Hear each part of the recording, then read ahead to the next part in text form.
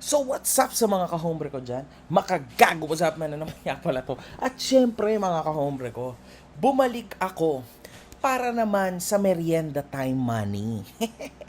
All we need is that few para lang magkaroon ng pang merienda sa mga views na matatanggap ko today.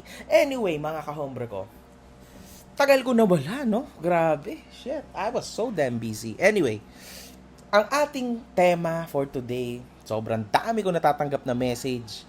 Sobrang tagal ko nawala sa Facebook din. Pero we're back. Anyway, dami ko natatanggap na messages. King Badger at si Yumi nagsayaw sa TikTok. I was very shocked. Sabi ko, oh no. Oh no, issue na naman to. Kitang-kita naman nating lahat na nagkamali si Yumi, mga kahombre ko. Inilagay niya yung video na yon sa draft. And then all of a sudden, na-publish niya. There you go, tanga. Pagkatapos doon, mga kahombre ko, dinilit niya din naman. Immediately, ha? Kasi syempre, nagkandaleche-leche na. But, the netizens never forgive. Internet, don't forgive. So, GG, man. Yun, so yun ang tema natin for today. Now, Yumi, alam mo, meron akong sasabihin sa'yo. You're a nice woman. Woman ka na siguro or you're still a girl. Ewan ko. You're a nice girl, ha? Yung mga tipo ni Badger, ayan yung mga yan yung mga iyot lang, no commitment. Alam mo, Yumi, madedelikado ka dyan. Promise, man. Yes, and to tell you the truth, ha, totoo ang chismis.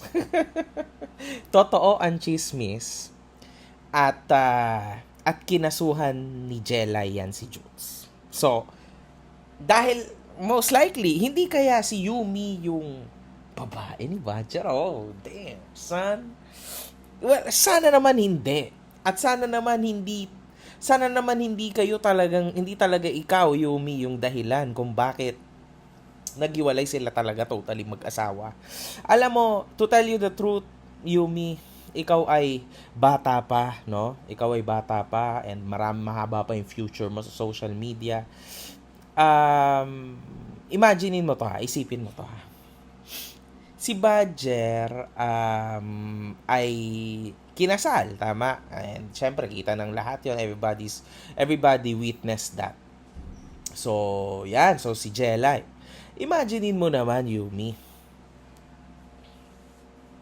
Si Jelay nga nagawa niyang lokohin ng paulit-ulit, di ba? Ikaw pa kaya? Oh my God, it's gonna be tough, man. Alam mo, Badger, pucha, ang lupit talaga ng kamandag ng buong XB, mga kahombre ko. Hanggang ngayon, hindi ko maintindihan. Grabe, no? Dahil sa kanilang pagkanta-kanta lang and pag-issue-issue, instead na baliktad yung nangyayari, na they get a lot of hatred, syempre, sa social media, but it's the other way around sa real life, sa reality of life.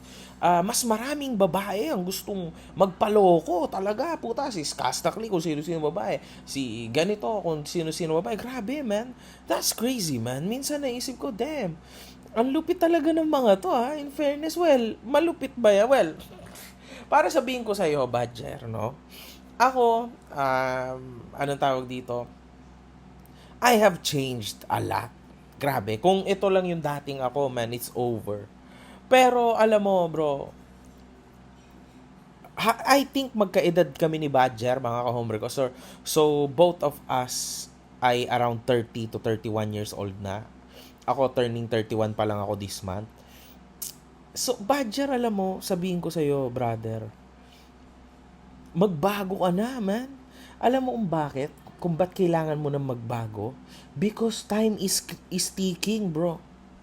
Tignan mo naman, bro. Nasa England pa lang ako, bro. Iniwan mo na yung fucking England to be a social media player, to be a social media influencer back in the day. Alam mo ba na I used to look up to you?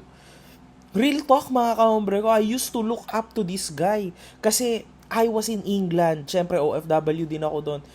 Like him, well, hindi siya ganun. Yung magulang niya yung ganun. But the guy studied well, etc. etc. Pero pinili niya yung si Jelay, tas maging social media influencer, maging artista dito. I still remember that day na tuwan-tuwa. Grabe, gulat na gulat lahat ng tao. Oh no, si Baja super hype and all that.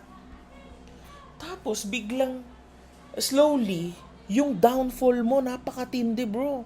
Putragis, actually, sobrang taas niya. And then, putragis, bigla siyang lumagapak ng ganito. And sa totoo lang, Badger, alam mo, again, I used to look up to you, bro. Kasi, inggit na ako sa'yo, no? Nung nakikita ko na, wow, sana ako rin, naisip ko nung nasa England ako, ilang years ago na to, matagal na to. Grabe, iniwan ni Badger yung buhay niya sa England. Kumikita naman siya ng pounds. Pinili niya yung sikat na sikat siya. Tas ibig sabihin, mas malaki pang kinikita niya sa Pinas kaysa sa England kasi iniwan niya lang just like that yung England. And he was well supported by his family all out. So damn, sabi ko, man, sana ako din. Kasi ang hirap magtrabaho sa Domino's Pizza, bro ng panahon na yun. But then, nung nakita ko yung slow downfall niya, I was like, man, buti na lang at pinagpaliban ko muna yung mga plano ko because I was not ready, bro. Hindi ako ready kung yung panahon na yon, pinilit ko rin na makisabay sa'yo, bro. Literally, I would ended up worse than you. Alam nyo kung bakit? Kasi God has a plan. Kaya, pinapa-late tayo ng konti, pinapahuli tayo sa arrival sa life goals mo, kasi kasi para yun sa'yo, kasi prepared ka dapat na dumating sa lugar na yon upang hindi ka na bumalik pa ulit sa pinanggalingan mong walang yaka. Gets mo? So, pagdating mo sa goal mo, dapat mentally prepared and mentally ready ka na. Kaya nga mas maraming mahirap kaysa sa mayaman eh. Because hindi lahat kaya na abutin yung pagiging mayaman. Or yet, kayang maging mayaman ng ilang linggo, ilang buwan, but hindi nila kayang i-maintain. Why? Nilalamon kasi sila ng sistema. Nilalamon sila ng greed. And nilalamon sila ng kabobohan nila, lalo na sa choices. That's why, hindi ako na-link kahit na kaninong babae. Because that's a big no-no. Kahit napaka-shit ng image ko sa social media, kahit anong mangyari, hindi ako na-link sa babae. Yan yung pinakabulilyasong part. Badger, paulit-ulit na ako sa mga putang inang tropa mo at ikaw sa putang ina mo na masama yun, bro. Okay? Now, tingnan mo, 'di ba? Kung nasaan ka na ngayon. Nauna ka sa akin pero nauna ako sa iyo in life. Isipin mo 'yon, man. Ikaw, patuloy ka pa rin sa pagiging stupidong player. And now, wala ka ng ipon, wala kang pera, wala kang trabaho, you're fucked up.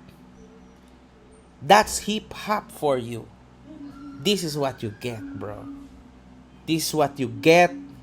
Tandaan nyo, hindi lahat ng nakikita nyo sa internet totoo. Okay, hindi lahat na nakikita nyo sa internet ay totoo. Real talk yan. Real talk yan. Kung meron ka, Badger, na ipagmamayabang sa social media, yun sana ay yung pagiging mabuti mong asawa. But you've never done that. Okay? Niloko mo ng niloko si Jelay. And now you're being a fucking stupid bitch. No? Na sisirain mo ngayon yung buhay ng mas nakakabata sa'yo at nauuto mo kahit papano because dahil sa fame mo on being involved sa grupo nyo ng hip hop XB, man, Alright, I'm with that. Hindi ako naiinggit sa lifestyle nyo because I am a family man. Okay? Wala na yan sa akin, man. 30 years old ako pero para ako mga 50 years old yung sa galawan ko sa real life. Lahat yung mga tao na nakakakita sa akin, in fact, after sigurado nilang magpa-picture sa akin, they understand na hindi ako itong napapanood nila. Now, that's the thing, though, dito sa social media. This is the thing.